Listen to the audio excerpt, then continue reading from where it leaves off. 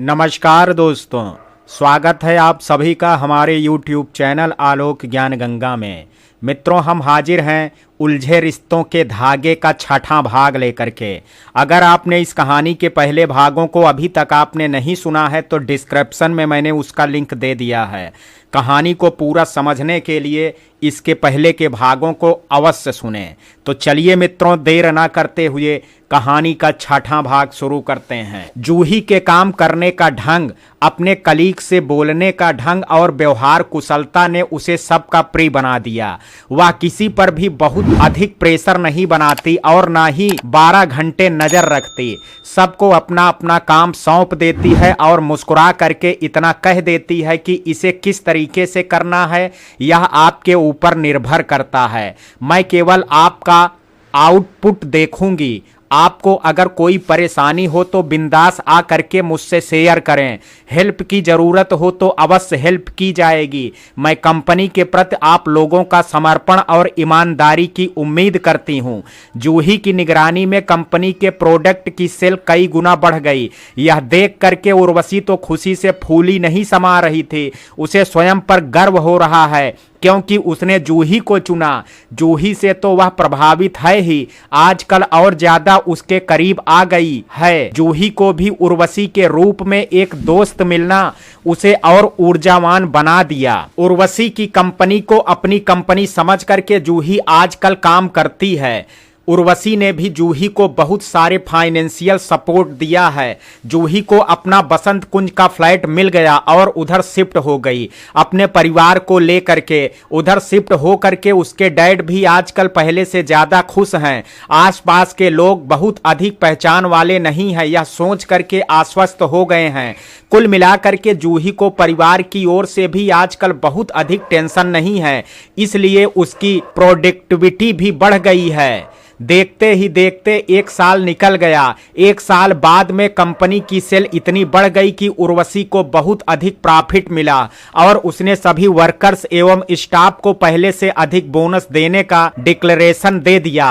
Company के workers और staff इस बात का क्रेडिट जूही को देते हैं। जूही को इतना सम्मान और प्यार मिल रहा है कंपनी से जो कि उसने सपने में भी नहीं सोचा था। उर्वशी ने बोनस के रूप में जूही का प्रमोशन दिया जीएम के पोस्ट पर। अब जूही कंपनी की जीएम बन गई। इस पोस्ट पर उसे बहुत अधिक जिम्मेदारी मिली। उसे और अधिक रिस्पांसिबिलिटी के साथ काम करना पड़ेगा। फिर भी वह स्वयं को गर्वित महसूस करती है क्योंकि उसकी मेहनत आखिर रंग लाई। जूही कभी भी अपने रिस्पांसिबिलिटी से नहीं घबराती। उसे तो काम में डूब जाना बहुत पसंद है। काम में डूब करके ही तो जिंदगी की सारी परेशानियां, पुरानी यादें भुला पाती है। जूही का साथ पा करके उर्वशी की अपनी रिस्पांसिबिलिटी का बोझ थोड़ा कम हुआ तो वह पहले से ज्यादा खुश रहने लगी। अपना वादा निभाया उसने और अपने बेटे की परवरिश में कोई कमी नहीं रखी। उसका बेटा निर्भय अब 2 साल का हो गया। अब डिवोर्स दे करके आदित्य से पूरी तरह से अलग होने का फैसला लेने का समय आ गया। फैसला लेने से पहले वह जूही से कुछ बातें डिस्कस करना चाहती है, इसलिए उसने आज जूही को अपने केबिन में बुला लिया है। दोनों ही थोड़ी देर खामोश बैठे रहे। जूही उर्वशी शुरुआत करें इस बात का इंतजार करने लगी क्योंकि उसी ने अपने केबिन में उसे बुलाया है। आखिर उर्वशी ने खामोशी तोड़ते हुए कहा, आज मैं ऑफिशियल बातों पर डिस्कशन नहीं करूंगी जूही, कुछ पर्सनल बातों को लेकर के तुमसे राय चाहती हूँ। उर्वशी की बात सुनकर के जूही ने आश्चर्य से कहा, पर्सनल बातों पर मेरी राय मैं कैसे दे सकती हूँ? मुझे इतना अनुभव कहाँ है? मुझसे ज्यादा तुम्हें जिंदगी का अनुभव है जूही। तुमने जीवन में बहुत उतार चढ़ाव देखे हैं। मैं तो केवल आदित्य से शादी करके ही यह जान पाई हूं कि किसी से शादी करने से ही सुख नहीं मिल जाता है। बिना जाने बिना आदित्य को समझे मैंने इतनी जल्दबाजी में शादी क्यों की, यह सोच करके कभी कभी मन उदास हो जाता है। अगर तुम्हारे बारे में मैं जानती तो मैं किसी भी तरह आदित्य को राजी कर लेती तुमसे शादी करने के लिए। मैंने क्यों नहीं पता किया उसके बारे में सब कुछ। आज सोच करके बहुत पछतावा होता है। कहते कहते उर्वशी भावुक हो गई। सब कुछ अपने हाथों में नहीं होता है उर्वशी, हमें जहां जाना होता है डेस्टिनी हमें ले जाती है। हम चाह करके भी उस दिशा की ओर जाने से स्वयं को रोक नहीं पाते हैं। मैं डेस्टिनी को मानती हूं। तुम क्या जानना चाहती हो मुझसे? तुम्हें तो पता है कि मैं डिवोर्स ले रही हूं। मेरे 2 साल के बेटे को आदित्य को सौंप रही हूं। आदित्य जी ने आप पर प्रेशर क्रिएट किया है क्या? नहीं, पहले से ही हम दोनों ने यही तय किया था कि बेटा आदित्य के पास ही रहेगा। मैं दोबारा शादी करूंगी राघवेंद्र से। राघवेंद्र मुझे बहुत पसंद करता है और बहुत सुलझा हुआ इंसान है। हम दोनों में बहुत प्यार है और सबसे बड़ी बात यह है कि वह मेरा अच्छा दोस्त है। बिना प्यार के जिंदगी जीना कितना मुश्किल होता है यह हमने शादी करके देख लिया। वैसे भी मेरी इतनी बड़ी कंपनी चलाने के लिए हेल्प की आवश्यकता तो है।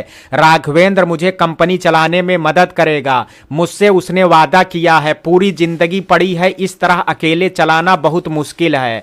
मॉम डैड भी काफी एजेड हो गए हैं, उनकी भी देखभाल की जरूरत और जिम्मेदारी मुझ पर ही है।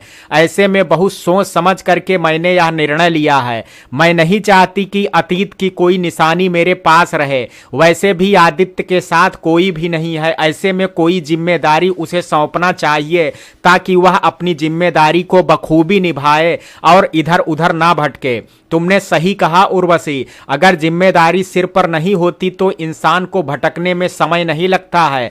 आदित्य को जिम्मेदारी दे करके तुमने अच्छा किया है, परंतु मैं तुमसे एक बात करूंगी। बेटे से मिलना मत छोड़ना, उसे भी मॉम की याद आएगी। बेचारा माँ के बिना कैसे रहेगा, कभी कभी मिलेगा तो उसे अच्छा लगेगा। तुम मेरी बातों पर सोचना। हाँ, तुमने सही बात कही। उसे छोड़ते हुए मुझे भी बहुत दुख हो रहा है, मगर कहीं ना कहीं मेरी मजबूरी भी है।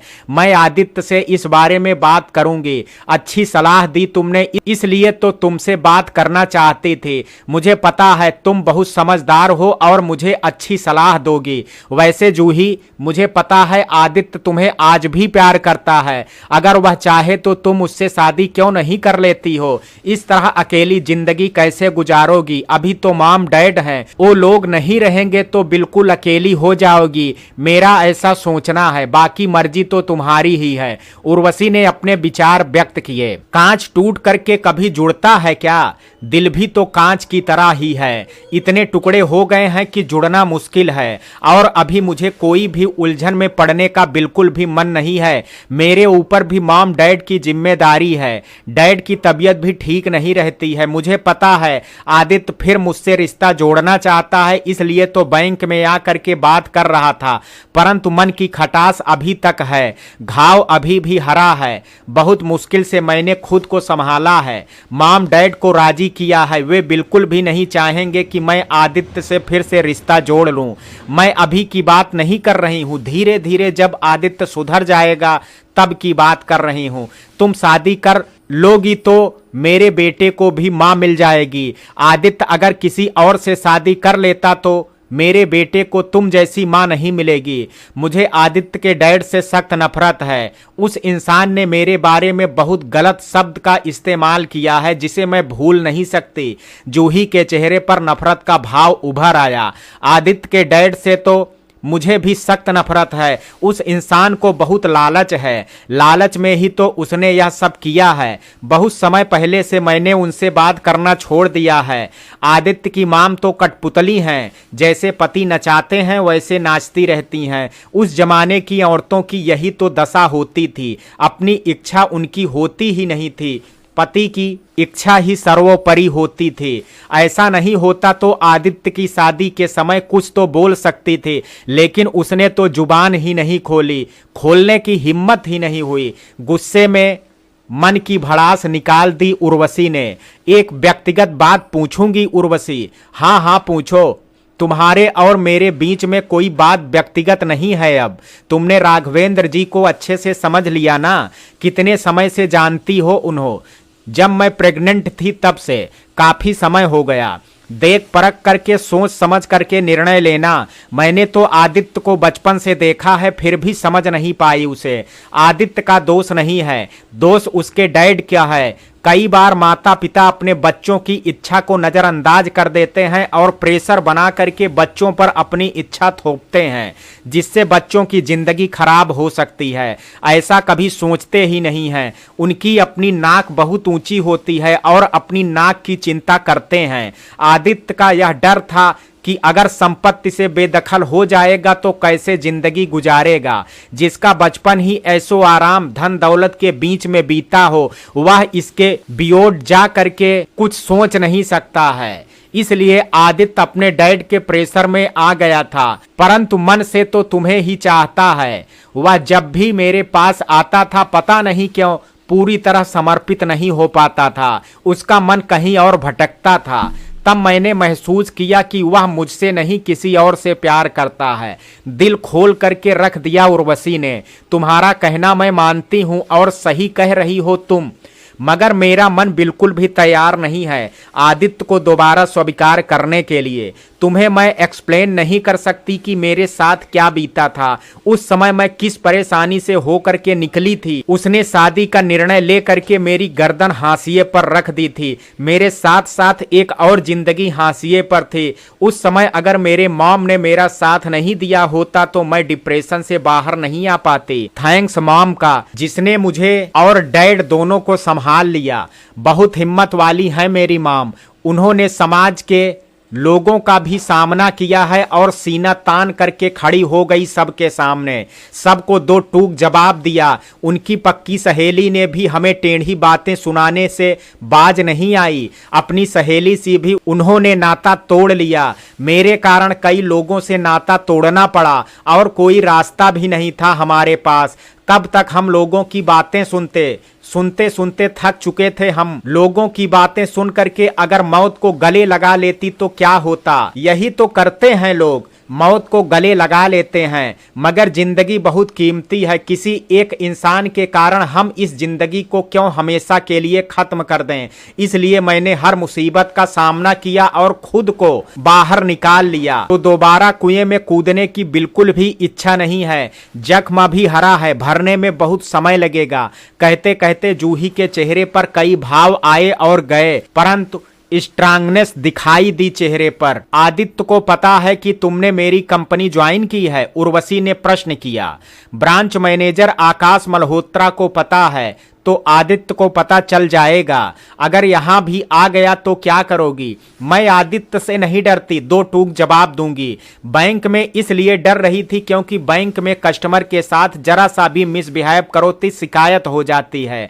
बैंक में एक नारा है, customer is always right. Customer शिकायत करे तो आपसे बैंक बिना पूछे आपको कोई भी पनिशमेंट दे सकती है। बिल्कुल ठीक कहा तुमने। यहां पर तुम्हें कोई डर नहीं है, यहां पर मैं हूं। मुझसे आदित्य डरता है, कभी आएगा भी तो तुमसे बात करने की हिम्मत नहीं करेगा। जो भी कहना होगा मुझसे ही कहेगा। जूही, तुम्हें एक बार मैं राघवेंद्र से मिला दूंगी। तुम उससे मिल करके बातें करना, शायद तुम मुझसे ज्यादा उसे समझ पाओ। तुम समझदार हो उर्वशी, तुम्हें भी समझ में आया ही होगा कि वे अच्छे इंसान हैं। मैं कैसे मिलूंगी, क्या बात करूंगी? घबराओ मत, तुम मेरी बेस्ट फ्रेंड हो कह करके परिचय करा दूंगी। परसों ही एक बिजनेस पार्टी है। बिजनेस पार्टी में शहर के सभी बिजनेस पर्सन्स आते हैं। राघवेंद्र भी आएगा और आदित्य भी आएगा। आदित्य से मुलाकात हो जाए तो बात करने से मत कतराना। तुम दिखाना ही मत कि तुम्हें उससे नफरत है। उसका उल्टा ही समझ लेगा वह। तुम्हें उससे नफरत या प्यार दोनों ही नहीं है। इसलिए तुम एज ए बिजनेस पार्टनर बात कर लेना। मैं पार्टी में आकर के क्या करूंगी उर्वशी? मेरा आना बहुत जरूरी है क्या? तुम हमारी कंपनी की जीएम हो, तुम्हारा रहना तो बहुत जरूरी है। कई लोगों से बिजनेस डील को लेकर के बात करनी है और उनके डील से हमें क्या प्रॉफिट होने वाला है, क्या नुकसान होने वाला है, यह तुम्हें समझना है। तुम यह सोच लो कि बिजनेस की 50% जिम्मेदारी अब तुम्हारी है। तुम्हारी जॉब का ही पार्ट है। बिजनेस पार्टी तो तुम्हें अटेंड करना ही पड़ेगा। उर्वशी ने बिजनेस की बातें समझाई। ठीक है, आ जाऊंगी मैं बिजनेस पार्टी में। धीरे धीरे आदत पड़ जाएगी मुझे। लोगों से मिल करके ही तो उनको समझ सकते हैं। अब हमें चलना चाहिए उर्वशी, जा करके देखते हैं कि टेबल पर क्या क्या काम पड़ा है। इतनी देर में ना जाने कितने फोन कॉल्स आए होंगे। मैंने पीए को अटेंड करने के लिए कहा है। जा करके बात करती हूँ। ओके, यू गो नाउ, फिर मिलेंगे। मेरी बातों को ध्यान रखना, किसी से भी डरने की कोई जरूरत नहीं है। बिंदास और बेफिक्र होकर के अपना काम करो, मैं हूं तुम्हारे साथ। थैंक यू उर्वशी, इतनी हिम्मत देने के लिए और मेरे करीब रहने के लिए। एक मुस्कान बिखेरते हुए जूही ने कहा तो उर्वशी ने भी एक मीठी सी मुस्कान बिखेर दे। उर्वशी की मुस्कान ने जूही के मन में जोश भर दिया। बहुत हल्कापन महसूस हुआ और वह तेज कदमों से अपने केबिन की ओर बढ़ गई। आदित्य उर्वशी का भेजा हुआ डाइवोर्स पेपर हाथ में लेकर के ड्राइंग रूम में चुपचाप बैठ करके कुछ सोच रहा था। आखिर उर्वशी ने अपनी जिद पूरी कर ही ली। एक बार अपना बेटा निर्भय के बारे में नहीं सोचा। निर्भय कैसे रहेगा अपनी मां के बिना। उर्वशी जब तक घर नहीं पहुंचती है तब तक दरवाजे की ओर ताकता रहता है। निर्भय मम्मी जैसे ही आती हैं दौड़ करके उससे लिपट जाता है। अब तो उसका यह इंतजार बहुत लंबा हो जाएगा। मुझसे मां के बारे में पूछेगा तो मैं क्या जवाब दूंगा। इस नन्हे बच्चे को मैंने सोचा था इस बच्चे के साथ रहते रहते शायद उर्वशी बदल जाए और डिवोर्स लेने का डिसीजन बदल दे, मगर ऐसा हुआ नहीं। अब निर्भय की जिम्मेदारी मेरी अकेली ही होगी। मुझे ही रोज जल्दी घर आ करके उसे संभालना पड़ेगा, उसको समय देना पड़ेगा, माँ और पापा दोनों का प्यार देना पड़ेगा। एक तरह से अच्छा ही हुआ एक ही छत के नीचे रह करके अनजान बन करके जीने से तो अच्छा है रास्ता ही अलग हो गया। उर्वशी से इतना जरूर रिक्वेस्ट करूंगा कि कभी कभी आकर के निर्भय से मिले ताकि उसका यह लंबा इंतजार तो खत्म हो जाए। गलती हम दोनों की है, इसमें इस मासूम बच्चे का क्या दोष है। हमारी गलती की सजा बच्चे को मिले ऐसा मैं होने नहीं दूंगा। उसकी परवरिश मैं एक अच्छा पिता बन करके करूंगा और उर्वशी को दिखा दूंगा कि तुम्हारे बगैर निर्भय बिल्कुल अकेला नहीं है। घर में प्रवेश करते हुए अखिलेश चोपड़ा ने देखा आदित्य बैठ करके कुछ सोच रहा है। उसके माथे की सिकन बता रही थी कि कोई गंभीर विषय है। हाथ में कोई पेपर है। यह देख करके अखिलेश चोपड़ा को लगा बिजनेस से संबंधित पेपर तो नहीं है, कंपनी को कुछ नुकसान तो नहीं हुआ। बिना देर किए अखिलेश चोपड़ा ने पूछा तुम्हारे हाथ में क्या है। आदित्य कंपनी से संबंधित कोई पेपर है क्या? तुम इतनी गंभीर हो करके कुछ सोच रहे हो, कंपनी को कोई नुकसान तो नहीं हुआ है। डैड की बात सुन करके आदित्य को बहुत गुस्सा आया तो वह रूडली बोल पड़ा कंपनी के अलावा आपको कुछ और समझ में नहीं आता है क्या? हमेशा नफा नुकसान की बातें ही सोचते रहते हैं, कभी हमारी जिंदगी के बारे में भी सोच लिया करिए। बरखुरदार बहुत मेहनत से कमाया हुआ धन है। अगर तुम कमाते तो तुम समझते कि कंपनी को नुकसान होता है तो कैसा लगता है। पसीना तो मैंने बहाया है और ऐश तुम कर रहे हो। क्या ऐश कर रहे हैं डैड? आपने तो हमारी जिंदगी खराब कर दी, जीने लायक बचा ही क्या है। इतनी ऐशो आराम की जिंदगी है फिर भी तुम खुश नहीं हो। अभी तुम्हारी जिंदगी में तुम्हारा इतना प्यारा सा बेटा आया है, फिर किस बात का दुख है। कैसी ऐसो आराम की जिंदगी। जब से शादी हुई है तब से मेरा और उर्वशी का रिश्ता कभी भी अच्छा नहीं चला। उर्वशी अपने रास्ते चलती है, मनमानी करती है, मेरी एक भी बात नहीं सुनती है और मजबूर होकर के मुझे भी अपने रास्ते चलना पड़ता है। उसे आप ऐसो आराम की जिंदगी कहते हैं? जिंदगी की सारी खुशी तो आपने छीन ली, तो यह क्यों नहीं कहते हो कि तुमसे रिश्ता निभा ही नहीं। उर्वशी का कोई दोष नहीं है, तुम रिश्ता अच्छा बना करके नहीं चल पाए। इतनी जायदाद मिली फिर भी ना जाने किस बात की कमी है। आप तो खुशी जायदाद से तौलते हो, पर मेरे लिए जिंदगी को मायने अलग है। केवल जायदाद ही जिंदगी की हर खुशी नहीं दे सकती है। तो तुम कहना चाहते हो कि वह भिखारी लड़की जूही से शादी करके तुम खुश हो जाते? वह भिखारी नहीं थी, अच्छे घर से थी, केवल आपकी दुश्मनी के कारण उससे शादी नहीं हो पाई। सच है कि उससे शादी करके मैं खुश हो जाता, मेरी जिंदगी यूं नहीं बिखरती। वह मुझसे बहुत ज्यादा प्यार करती थी, उर्वशी कभी वह प्यार नहीं दे पाई। उर्वशी को तो अपने बिजनेस के अलावा कुछ समझ में नहीं आता है, अपने बेटे को भी समय नहीं दे पाती, इसलिए तो मुझसे डिवोर्स ले रही है और अपने बेटे को भी ले करके नहीं जा रही है। उसकी परवरिश अब मुझे करनी है। आदित्य की बात सुनकर के अखिलेश चोपड़ा की आंखें आश्चर्य से बड़ी बड़ी हो गई। बिना सब्र किए ही तुरंत बोल पड़ा, क्या कहा? तुम्हारा दिमाग तो खराब नहीं है? उसने डिवोर्स के लिए कहा और तुमने मान लिया? वह कोई चिड़िया है क्या जिसके पर काट करके पिंजरे में बंद कर दूं? आपको अच्छी तरह मालूम है वह दौलतमंद है, आजाद ख्याल की लड़की है। आपको पहले से ही पता था, परंतु आपको तो उसकी दौलत ही दिख रही है, उसमें कोई खामी तो नहीं दिख रही थी, केवल जूही में ही सारी खामियां नजर आ रही थी। आदित्य भी गुस्से में बोल पड़ा, तुम मेरे सिर पर सारा दोष क्यों मढ़ रहे हो? गलती तो तुम्हारी है, तुम नहीं संभाल पाए उर्वशी और उसकी दौलत को। तुम बिल्कुल नकारा हो, मेरी सारी कोशिश बेकार चली गई। पिता के मुख से नकारा शब्द सुन करके आदित्य गुस्से से अपना आपा खो बैठा।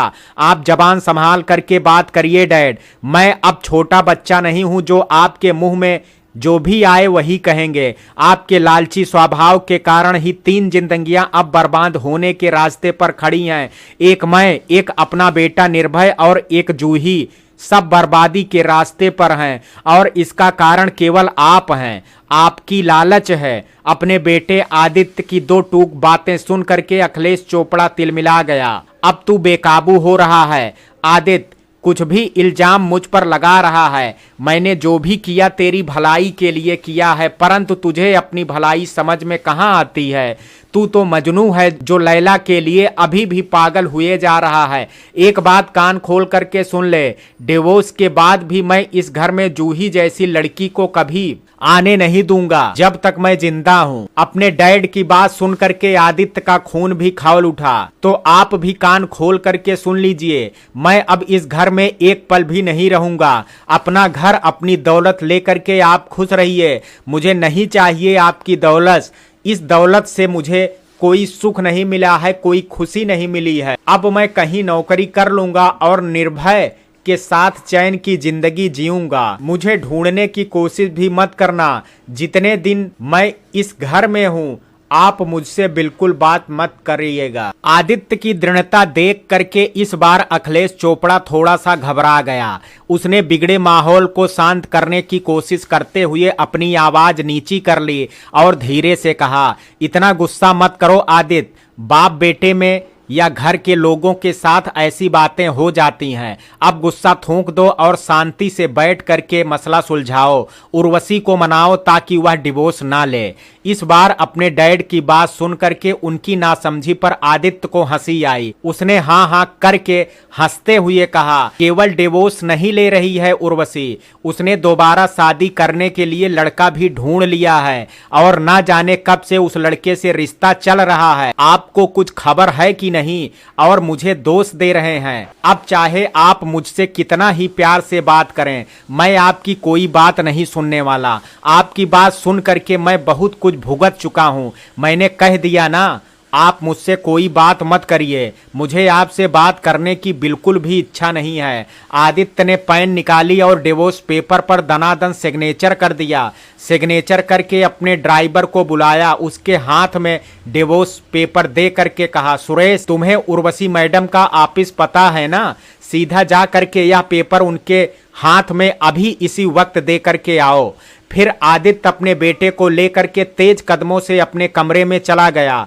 उसने अपनी माम से भी कोई बात नहीं की। माम से क्या बात करेगा? उसने तो अपने पति के सामने कुछ बोलने की हिम्मत ही नहीं है। कठपुतली जैसे पूरा जीवन जिया है, अभी अपने बेटे का पक्ष लेकर के एक शब्द कहने का साहस नहीं जुटा पाई। बेचारा निर्भय 2 साल का बच्चा आज मॉम ऑफिस से घर नहीं आई, इसलिए मॉम के लिए रो रहा है। आदित्य उसे चुप कराने की कोशिश तो कर रहा है, मगर वह लगातार रोए जा रहा है। उसे आदित्य समझा रहा है, मत रो बेटा, आज मॉम कहीं गई हैं किसी काम से, बस 1-2 दिन में आ जाएंगी, तब तक तुम मेरे साथ रहना, खूब सारी कहानी सुनाएंगे, तुम्हें लेकर के घूमने जाएंगे। रोते रोते तोतली बोली में निर्भय कह रहा है, नहीं, मुझे मॉम के साथ घूमने जाना है, मॉम से कहानी सुननी है, मॉम के साथ सोना है। मॉम कहाँ हैं? क्यों नहीं आ रही हैं? अच्छा बेटा, चलो हम दोनों घूमने चलते हैं। तुम्हें क्या खाना है? कौन सी चॉकलेट खानी है? कौन सा केक खाना है? मुझे बड़ी सी चॉकलेट खानी है और बड़ा सा केक भी लेना है। ठीक है, अब अपने निर्भय बेटे को बड़ी सी चॉकलेट और बड़ा सा केक देंगे। अब हम तैयार हो जा, कोई अच्छा सा ड्रेस पहना देते हैं अपने प्यारे बेटे को। तैयार हो करके आदित्य और उसका बेटा निर्भय दोनों एक माल निकल गए। आज रात का डिनर दोनों वहीं करेंगे, यही सोचा है आदित्य ने। बेटे को माल घुमा करके जो भी खिलौने उसे पसंद हो उसे खुश करने के लिए खरीद करके देने का भी उसने निश्चय किया है। आदित्य तो निकल गया, मगर अखिलेश चोपड़ा अभी भी ड्राइंग हॉल में सोफे में धंसा हुआ बैठा है, बिल्कुल खामोश। मन ही मन सोच रहा है, आदित्य मेरे हाथ से निकल गया, अब क्या होगा? अगर वह घर छोड़ करके चला गया तो कौन संभालेगा मेरे बिजनेस को? मेरी उम्र हो गई है, अब मुझसे इतना कुछ होता नहीं है। बीच बीच में सीने में भी दर्द होने लगा है। डॉक्टर ने कहा है आराम करने के लिए। कहाँ से कैसे आराम करूं? आदित्य को रोकना होगा कैसे भी करके। आदित्य ने इतनी कड़वी बात कही, सोच करके मन ही मन गुस्सा भी आ रहा था अखिलेश चोपड़ा को। निशा चोपड़ा ने आकर के देखा उसके पति अखिलेश चोपड़ा बिल्कुल खामोश बैठे हैं और पसीने से तरबतर हो रहे हैं। उनकी हालत देख करके निशा को अच्छा नहीं लगा, इसलिए उसने पास आकर के पूछा, क्या हो गया आपको? तबीयत तो ठीक है ना आपकी? पसीने से तरबतर हो रहे हैं, चलिए उठिए, फ्रेश हो करके खाना खा लीजिए, फिर आराम कर लीजिए। अपनी पत्नी की बात सुन करके आदित्य पर गुस्सा आ गया और उसने अपना गुस्सा उस पर निकाल दिया। अखिलेश चोपड़ा ने, तुम्हें खाना खाना है जा करके खाओ, मुझे खाना नहीं खाना है। सब कुछ तुम्हारे कारण हुआ है। बेटे को प्यार दे करके इतना सिर चढ़ाया कि मेरी बात सुनता ही नहीं है। मेरे हाथ से निकला जा रहा है मेरा बेटा और तुम कह रही हो कि जा करके चुपचाप खाना खाऊं। शादी हुए 35 वर्ष हो गए हैं, मगर निशा ने कभी अपने पति के खिलाफ कोई बात नहीं कही। लेकिन आज जब मैं उसके प्यार को संदेह की दृष्टि से देखा तो निशा चुप नहीं रह पाई। आज वह बिफर उठी। माँ का कर्तव्य होता है बेटे को प्यार देना, मैंने दिया। मेरे प्यार को संदेह की दृष्टि से मत देखो। आज तक आदित्य ने भी तुम्हारी हर बात मानी, परंतु तुम्हारी बात मान करके क्या हुआ? उसकी जिंदगी बर्बाद हो गई, उसके साथ साथ और 2-3 जिंदगियां बर्बाद हो गई। बेटा अब संपूर्ण आदमी बन गया है, उसे अभी भी तुम अपनी उंगली पर नचाना चाहते हो। नहीं नाच रहा है तो दोष मेरे मत्थे मढ़ रहे हो। अब मैं चुप नहीं रहूंगी। अगर मेरा बेटा चला गया तो उसके साथ मैं भी चली जाऊंगी। फिर तुम रहना अपनी दौलत के साथ और ऐश करना। बहुत सही तुम्हारी दादागिरी, तुम्हारा हर जुल्म।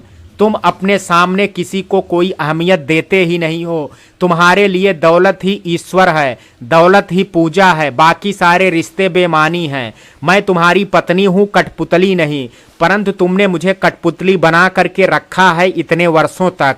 अब मैं तुम्हारी किसी भी इशारे पर नाचने वाली नहीं हूँ। आज पहली बार अखिलेश चोपड़ा ने निशा की ऊंची आवाज सुनी और इतनी सारी बातें सुनी। आश्चर्यचकित भाव से गूंगा बन करके टुकुर टुकुर केवल उसको देख रहा था। ऐसी आंखें फाड़ फाड़ करके क्या देख रहे हो? आंखें मत दिखाओ, तुम्हारी आंखों से मैं डरने वाली नहीं हूँ। तुम क्या कह रही हो? तुम्हें पता है आदित्य जाना चाहता है, जाने दो, ठोकर खाने दो। तुम जा करके ठोकर क्यों खाना चाहती हो? दौलत तुम्हारी भी तो है। जो दौलत मेरे बेटे की नहीं है वह दौलत मेरी भी नहीं है। तुम्हारी दौलत तुम ही रखो। आदित्य को समझाना है तुम्हें, तुम तो उल्टी बातें कर रही हो। आदित्य को समझाओ, घर से जाने से रोको उसे। अब वह रुकने वाला नहीं है, तुम्हारे हिसाब से चलने वाला नहीं है। उर्वशी उसे छोड़ करके चली गई। अगर उसने जूही से शादी करना चाहा तो करेगा, परंतु तुम्हारे पास नहीं रुकेगा। उस लड़की को तो मैं अपने घर में जगह नहीं दूंगा। जब आदित्य तुम्हारे पास नहीं रहेगा तो उसे तुम्हारे घर क्यों लाएगा? मैं तो चाहती हूँ दोनों शादी कर लें और नई तरह से जिंदगी शुरू करें। मैं उन दोनों के साथ हूँ। दोनों की बातचीत अभी चल ही रही थी कि इतने में आदित्य अपने बेटे को लेकर के आ गया और सीधा अपने बेडरूम की तरफ जाने लगा। तो उसकी माँ निशा ने उसे रोका और कहा, खाना नहीं खाएगा क्या बेटा? निर्भय को भूख लगी होगी, चलो दोनों डिनर करने। डिनर तैयार है, आप लोग खा लो मॉम। हम दोनों डिनर करके आए हैं। अब हम दोनों के लिए आप लोगों को चिंता करने की जरूरत नहीं है, हम अपनी चिंता खुद कर लेंगे। कल मैं जा रहा हूं घर छोड़ करके, मेरे दोस्त से बात हो गई है, उसने मेरे लिए घर देखा है। कह करके आदित्य जाने लगा तो निशा ने उसे रोका और कहा, घर छोड़ करके मत जा बेटा, तेरा गुस्सा अपने डैड पर है, परंतु मैंने क्या किया है, मुझे छोड़ करके क्यों जा रहा है? यह घर मेरा नहीं है मॉम, इसलिए मैं यहाँ पर नहीं रह सकता। अब मुझे वही करना है जो मेरी इच्छा है, मैं किसी की इच्छा से नहीं चल सकता। चल करके देख लिया, जिंदगी बर्बाद हुई और कुछ नहीं हुआ। ठीक है, तू वही करना जो तेरी इच्छा है, कोई तेरे रास्ते में नहीं आएगा, मैं तेरे साथ हूं। तू अगर जूही से शादी करना चाहता है तो कर ले, देखती हूं कौन तुझे रोकता है। आज पहली बार निशा ने बड़ी दृढ़ता से अपनी बात कही।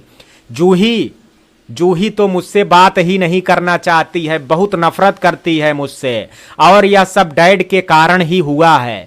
तू उसे मना लेना बेटा, धीरे धीरे सब ठीक हो जाएगा। यह घर तेरा भी है, तू जैसा चाहे वैसा ही रहना, कोई तुझे कुछ नहीं कहेगा, यह मेरा वादा है तुझसे। और एक विनती भी है, माम की बात सुन लेना बेटा, घर छोड़ करके मत जाना, अगर जाना ही है तो मुझे भी साथ लेकर के जाना। तेरे बिना मैं इस घर में एक पल भी नहीं रहूंगी, मुझे निर्भय से दूर मत करना बेटा, उसके बिना मैं जी नहीं सकती हूँ। मुझे किस बात की सजा देना चाहता है, मेरी क्या गलती है? कह करके निशा रो पड़ी। मॉम के पास आकर के आदित्य ने उनके कंधे पर हाथ रख करके कहा, मत रो मॉम, मैं तुम्हें छोड़ करके नहीं जा रहा हूँ, ना निर्भय को तुमसे दूर लेकर के जा रहा हूं। निर्भय को तुम्हारी जरूरत है, इस वक्त उर्वशी नहीं है, तुम्हें ही संभालना है। परंतु हाँ, कभी भी मुझसे जिद मत करना कि मैं डैड से बात करूं, आज से उनसे मेरा कोई संबंध नहीं है। आदित्य के चेहरे पर दृढ़ता थी। बात खत्म करके वह अपने बेटे को लेकर के बेडरूम की ओर बढ़ गया। पार्टी पूरे शबाब पर थी। होटल अशोका में पार्टी का इंतजाम किया गया था। शहर के गणमान्य बिजनेसमैन धीरे धीरे एकत्र हो रहे थे। जूही भी उर्वशी के साथ पार्टी में पहुंच गई। राघवेंद्र के आने का इंतजार कर रही थी दोनों। जूही थोड़ी सी सहमी सहमी सी लग रही थी, पहली बार इतनी बड़ी बिजनेस पार्टी में आई है तो थोड़ा सा असहज होना स्वाभाविक है। इधर उधर नजर दौड़ाने में भी थोड़ी झिझक हो रही थी उसे। उर्वशी तो सबको हाय हेलो करने और इस्माइल देने में ही व्यस्त थी। अचानक दरवाजे से राघवेंद्र को आते हुए देखा उर्वशी ने।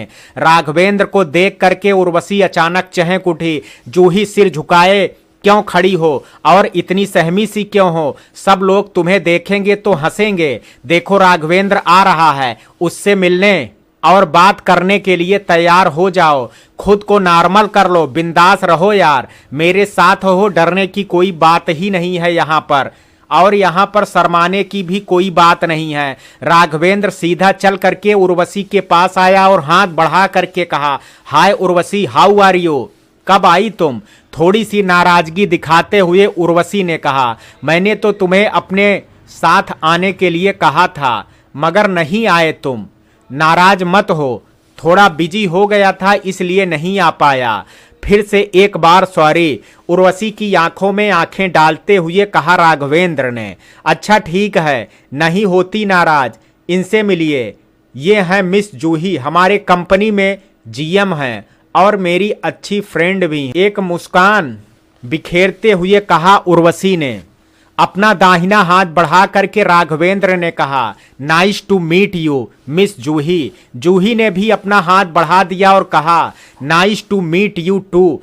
अच्छा तुम दोनों थोड़ी देर बातें करो, मैं अपनी फ्रेंड इशिता से मिल करके आती हूँ। दोनों की बात करने का मौका देख करके उर्वशी बहाने बना करके इशिता से मिलने चली। You are looking smart and beautiful, Raghavendra ने तारीफ करते हुए कहा। Thank you very much, you are also looking smart, मुस्कुराते हुए जूही ने कहा। Thanks a lot for this compliment. आपने कब से ज्वाइन की उर्वशी की कंपनी? 1 साल से ज्यादा हो गया। जूही को समझ में नहीं आ रहा था राघवेंद्र से क्या बात करे। आप कहां पर रहती हैं? फैमिली में कौन कौन है? राघवेंद्र को जिज्ञासा हो रही थी। जूही मन ही मन सोचने लगी, व्यक्तिगत बातें क्यों पूछ रहा है राघवेंद्र, मुझे सब कुछ बताना चाहिए कि नहीं? वैसे भी और क्या बातें करेगा, कुछ तो बातें करनी ही पड़ेगी। अब दोनों खड़े हैं तो मैं बसंत कुंज में रहती हूँ, एक बेटी है और मॉम डैड हैं घर में। हाँ याद आया, उर्वशी ने आपके बारे में मुझे कुछ कुछ बताया था। आपके हस्बैंड क्या करते हैं और कहाँ पर रहते हैं? उर्वशी ने बताया नहीं क्या? मैं सिंगल मॉम हूँ। हाँ हाँ बताया था उसने, हस्बैंड से डिवोर्स हो गया है। सही है, अगर एक छत के नीचे रह करके दोनों लड़ते झगड़ते रहेंगे तो बेहतर है कि अलग हो जाएं। वैसे भी आजकल लड़कियां किसी से कम नहीं होती हैं। होम वायलेंस का बिल्कुल बढ़ावा देना नहीं चाहिए, लेडीज को भी इक्वल राइट मिलना चाहिए। जब लड़कियां इतनी पढ़ी लिखी हैं तो फिर क्यों पीछे रहें, उनको भी अपना कैरियर चुनने का पूरा हक मिलना चाहिए। और हस्बैंड हैं तो हस्बैंड से पूरी हेल्प मिलनी चाहिए। दोनों में अगर अंडरस्टैंडिंग नहीं है तो जिंदगी नर्क सी बन जाती है। ऐसे में तो कानूनन हक है कि अलग हो जाएं। आप बहुत बेब्र हैं, वरना सिंगल मॉम होना इतनी आसान बात नहीं है। राघवेंद्र ने अपने विचार, बहुत अच्छे विचार हैं आपके हमारे समाज की लेडीज को लेकर के।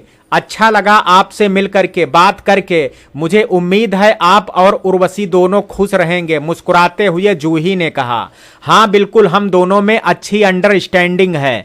हम एक दूसरे को समझते हैं और एक दूसरे को हेल्प करने के लिए तैयार रहते हैं। मैंने उर्वशी को पूरी आजादी दी है अपना बिजनेस को संभालने के लिए। उसे जितना समय चाहिए ले सकती है, जिससे मिलना है मिल सकती है, और उसने भी मुझे पूरी आजादी दे दी है। यह तो बहुत अच्छी बात है और ऐसा होना भी चाहिए। रिलेशंस में स्पेस होना बहुत जरूरी है, वरना अधूरे रास्ते पर रिलेशन दम तोड़ देता है। अब तो समाज कम से कम लेडीज को अंडर एस्टिमेट करना छोड़ दे। लेडीज भी कम नहीं होती हैं, जेंट्स यह समझने की कोशिश करें और सब में बदलाव तो आए हैं। I like your attitude and spirit. Urvashi ने सही कहा, you are very strong lady. उसका बिजनेस बहुत अच्छे से संभाल रही हैं, उसने तारीफ की मुझसे। उर्वशी मैम बहुत अच्छे दिल की हैं, बड़े दिल की हैं। इतनी बड़ी कंपनी की मालिक होने के बाद भी she is very down to earth. मुझे अपनी बहुत अच्छी फ्रेंड समझती हैं और बहुत सपोर्ट दिया है मुझे। इसलिए मेरा कर्तव्य बनता है कि मैं अपना काम बहुत ईमानदारी से करूं। गुड, वेरी गुड, जान करके बहुत अच्छा लगा। हो गई तुम दोनों की बातें। मैं भी मिलकर के आई अपनी सहेली से। जूही और राघवेंद्र को ज्वाइन करते हुए उर्वशी ने कहा, लेट्स गो, एक एक पैग लिया जाए। राघवेंद्र ने कहा, आप दोनों जाइए, मैं पीती नहीं हूं, मैं यहीं पर खड़ी हूं। जूही ने मुस्कुराते हुए कहा, कोई बात नहीं, आप सॉफ्ट ड्रिंक ले लेना। राघवेंद्र ने कहा, ठीक है आप जाइए, मैं आती हूं। जूही ने एक कदम आगे बढ़ाया ही था कि सामने से आदित्य ने आकर के रास्ता रोका और कहा, हाय जूही, हाउ आर यू। आदित्य को सामने देख करके जूही को लगा कि उसे अवॉइड करते हुए निकल जाए, मगर उसे अचानक उर्वशी की बात याद आई। उर्वशी ने कहा था, तुम बिल्कुल नॉर्मल रहना, आदित्य मिल जाए तो दिखाना मत कि उससे तुम्हें नफरत है। Hi, I am fine, how are you mister Chopra. Juhi ने दाहिना हाथ बढ़ाते हुए कहा, आई एम आल्सो फाइन। यहाँ पर तुम मिल जाओगी मैंने सोचा नहीं था। किसके साथ आई हो? जूही मन ही मन सोचने लगी, क्या बताऊं किसके साथ आई और तुम इंक्वायरी करने वाले होते कौन हो। फिर उसे उर्वशी की बात याद आई और उसने खुद को संभालते हुए कहा, उर्वशी मैम के साथ आई हो? ओह, तो उर्वशी से तुम्हारी दोस्ती हो गई। मैंने उनकी कंपनी ज्वाइन की है, इसलिए मुझे साथ लेकर के आई हैं। गुड, वेरी गुड, तो तुमने उनकी कंपनी ज्वाइन कर ली, इट्स रियली गुड। हाँ, मुझे एक बार आकाश मल्होत्रा ने बताया तो था। मैंने सोचा भी था तुमसे कंपनी में मिलने आऊंगा, मगर तुम्हारी सारी उलझन थी इसलिए नहीं मिल पाया। आप मुझसे क्यों मिलना चाहते हैं? कोई जरूरी काम है क्या? नहीं, बस पुरानी दोस्ती है इसलिए मिलना चाहता था। किसने कहा आपसे मेरी दोस्ती है? और आप ऐसा सोच भी कैसे सकते हैं कि मैं आपसे दोस्ती रखूंगी? मुझे पता है तुम मुझसे बहुत नाराज हो और मुझसे नफरत करती हो। जिसे मैं जानती ही नहीं उसे नाराज होने और नफरत करने जैसा सवाल ही कहां उठता है मिस्टर चोपड़ा। यह बात तो तुम नाराज होकर के कह रही हो, नाराज होना वाजिब भी है। मैंने तुम्हारे साथ अच्छा नहीं किया, मैं खुद बहुत गिल्टी महसूस करता हूं। तुमसे माफी मांगना चाहता हूं, पता नहीं तुम मुझे माफ कर पाओगी कि नहीं, परंतु मेरा कर्तव्य बनता है कि तुमसे माफी मांगने का। कर्तव्य जैसा शब्द आपकी डिक्शनरी में तो है ही नहीं। शादी करके भी तो आप अपना कर्तव्य निभा नहीं पाए। तुम भी मुझे दोष दे रही हो जूही। उर्वशी तुम्हारी फ्रेंड है तो तुम उसके बारे में मेरे ख्याल से सब कुछ जानती हो, फिर कैसे कह सकती हो कि सारा दोष मेरा ही है। अगर शादी करके मैं उसे सच्चा प्यार नहीं दे पाया तो कारण केवल तुम हो। मैंने क्या किया? मैंने तो अलग हो करके कभी शिकायत नहीं की आपसे, ना आपसे कोई मदद मांगने आई, फिर मैं कारण क्यों हूं? आज भी मैं उर्वशी को प्यार देने की कोशिश करता तो तुम्हारा चेहरा सामने आ जाता है। ऐसे में मैं उसे कैसे सच्चा प्यार दे सकता था? तुम्हें मेरी बात झूठ लग सकती है मगर यही सच है। दोष मेरा है क्या? नहीं, मैं दोष नहीं दे रहा हूं, बस जो हकीकत है वही कह रहा हूं। जीवन में किसी को भी कभी वह प्यार नहीं दे पाऊंगा जो तुम्हें दिया था। डैड की जिद के कारण हमारी जिंदगी खराब हो गई। अब डैड से भी मेरा रिश्ता टूट गया है। मैं घर छोड़ना चाहता था मगर मॉम ने रोक लिया। बहुत देर हो गई है। अभी भी देर नहीं हुई है जूही, अभी भी सोचने का वक्त है। तुम अगर मेरी जिंदगी में फिर से लौट आओगी तो मुझसे ज्यादा खुशी किसी को नहीं होगी। टूट करके कई टुकड़े हो चुके हैं दिल के। बिखरी थी मैं टूट करके, मगर अब खुद को संभाल लिया है तो दोबारा कुएं में क्यों कूदूं? एक साथ कई जिंदगियां बर्बाद हो रही हैं तुम्हारे एक डिसीजन से। यह जिंदगी बच सकती है। मैं बाहें फैला करके खड़ा हूं तुम्हारे स्वागत के लिए। मन को शांत करके एक बार सोचना। तुम्हारे जवाब की प्रतीक्षा में रहूंगा जीवन भर। कहते कहते आदित्य भावुक हो गया। दोनों की बातचीत अभी चल ही रही थी कि उर्वशी अपने बॉयफ्रेंड राघवेंद्र के साथ जूही के पास आई तो सामने खड़ा आदित्य को देख करके चौंक गई थोड़ी देर के लिए, फिर संभल करके कहा, हाय आदित्य, कैसे हो? I am fine, how are you? फिर राघवेंद्र की ओर अपना दाहिना हाथ बढ़ाते हुए कहा, how are you Raghavendra, nice to meet you. फिर आदित्य मन ही मन सोचने लगा, अच्छा हुआ राघवेंद्र तुमने उर्वशी का हाथ थाम लिया, मुझे बचा लिया, वरना इस सुपरफास्ट ट्रेन को संभालना मेरे लिए तो बहुत मुश्किल था। वैसे भी दिल से कोई लगाव नहीं था दोनों को एक दूसरे से। ऐसे में अलग हो जाना ही बेहतर था। अब तुम निभा लोगे तो तुम्हें वीरता पुरस्कार से सम्मानित करेंगे। रण क्षेत्र में तुम एक कुशल योद्धा के रूप में अपना रंग छोड़ पाओगे। Wish you all the best Raghavendra. क्या सोच रहे हो आदित्य? यही सोच रहे हो ना कि मैंने तुमसे तुम्हारे लाइफ पार्टनर को अलग कर दिया? ना चाहते हुए भी राघवेंद्र ने हंस करके कहा आदित्य से, नहीं, मैं ऐसा कुछ नहीं सोच रहा हूं। अलग तो हम दोनों को होना ही था, तुम्हें क्यों दोष दें? अच्छा किया तुमने उर्वशी का हाथ थाम लिया, उसे सच्चा प्यार मिल गया। जल रहे हो आदित्य, इसलिए कटाक्ष कर रहे हो? उर्वशी ने शब्दों का बाण चलाया। बिल्कुल नहीं उर्वशी, बहुत दिनों के बाद हल्का हल्का महसूस कर रहा हूं। तुमसे एक विनती है, कभी कभी निर्भय से मिलने आ जाया करो। बहुत याद करता है, रोता है तो बहुत दुख होता है मुझे। माँ का स्थान तो कोई नहीं ले सकता है। मैं कोशिश करता हूँ उसे चुप कराने की, सब कुछ देने की, मगर माँ तो माँ ही होती है। आदित्य भावुक हो उठा। सोचती हूँ, उर्वशी ने जवाब दिया। नहीं नहीं उर्वशी, सोचना वोचना कुछ नहीं है। तुम माँ हो और तुम्हें अपने बेटे से मिलने का पूरा अधिकार है और मिलना भी चाहिए। तुम अवश्य उससे बीच बीच में मिलती रहना, राघवेंद्र ने सुझाव दिया।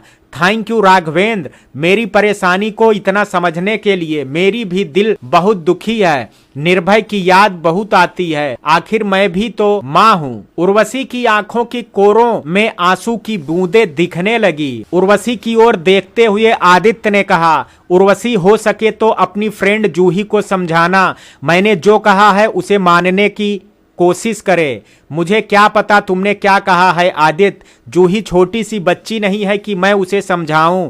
वह मुझसे ज्यादा समझदार है। अपनी फ्रेंड से ही पूछ लेना, मुझे पता है वह बहुत समझदार है, तभी तो आज यहाँ पर खड़ी है। ठीक है, मैं अब चलता हूँ। Enjoy the party. मुझे निर्भय के लिए जल्दी घर पहुँचना है। आदित्य ने एक बार जूही की ओर देखा और घर की ओर निकल गया। आदित्य को जाते हुए देख करके जूही सोचने लगी, आदित्य अच्छा पति तो नहीं बन पाया, ईश्वर करे एक अच्छा पिता बन जाए, कुछ तो अच्छा करे। अच्छा हुआ उर्वशी ने उसे एक जिम्मेदारी दे दी। अब उसे समझ में आएगा अकेला एक बच्चे की परवरिश करना कितना कठिन काम है। मन में सूनापन और एक दर्द लेकर के बच्चे के सामने मुस्कुराना कितना मुश्किल होता है। अब आदित्य को समझ में आ रहा होगा, मन का सूनापन कचोटता होगा, तभी फिर से मेरे करीब आने की कोशिश कर रहा है। मगर आदित्य बहुत देर हो चुकी है, तुम्हारी मन की इच्छा कभी नहीं पूरी होगी। जूही को चुपचाप खड़ी देख करके उर्वशी ने कहा, फिर तुम क्या सोचने लगी जूही? चलो पार्टी एंजॉय करो और सबसे बातें करो। चलो मैं तुम्हें कुछ मेरे दोस्तों बिजनेसमैन से मुलाकात करा देती हूँ, उनसे बात करते रहना बहुत जरूरी है, क्योंकि पता नहीं कब किससे हमें फायदा मिल जाए। और एक बात, सबसे मुस्कुरा करके बात करना, उदासी चेहरे पर नहीं दिखनी चाहिए। यही बिजनेस पार्टी का दस्तूर है। मन में चाहे कितना टेंशन हो या दुख हो, ओंठों पर मुस्कुराहट रखना चाहिए। Okay Urvashi, let's go. तुम्हारी बात मैं ध्यान रखूंगी। जूही ने उर्वशी की ओर देख करके मुस्कुरा दिया। बिजनेस पार्टी का यही तो खासियत है। अगर दिल में दुश्मनी भी है तो रूबरू होने पर एक झूठी मुस्कान जरूर बिखेर देते हैं और औपचारिकता निभाते हुए हाल चाल भी पूछ लेते हैं। क्या पता कब जरूरत पड़ जाए दुश्मन की। बिजनेस वर्ल्ड में दुश्मन दोस्त, दोस्त दुश्मन बनने में समय नहीं लगता है। जहां नफा वहीं दोस्ती और जहां नुकसान वहीं दुश्मनी। राघवेंद्र और आदित्य दोनों दुश्मन हैं, मगर रूबरू होते ही ऐसे दिख रहे हैं जैसे ना जाने कितने वर्षों की दोस्ती है। जूही यह सब देख करके आश्चर्यचकित है। वह बिजनेसमैन की दुनिया को अच्छे से नहीं जानती है। वह सोचने लगी, आदित्य राघवेंद्र तो दोस्त नहीं हो सकते हैं, फिर भी ऐसा दिखा रहे हैं जैसे जिगरी दोस्त हैं। आदित्य भी इन सालों में बिजनेस की दुनिया की पेचीदगी को बहुत अच्छी तरह से समझ लिया है। आदित्य को देख करके ऐसा लगता है जैसे अंदर से टूटा हुआ है, कुछ बिखरा हुआ है। पहले जैसा रंग नहीं रहा, आंखों के नीचे काले घेरे बन गए हैं। ऐसा लगता है नींद पूरी नहीं लेता है। मैं क्यों सोच रही हूं आदित्य के लिए?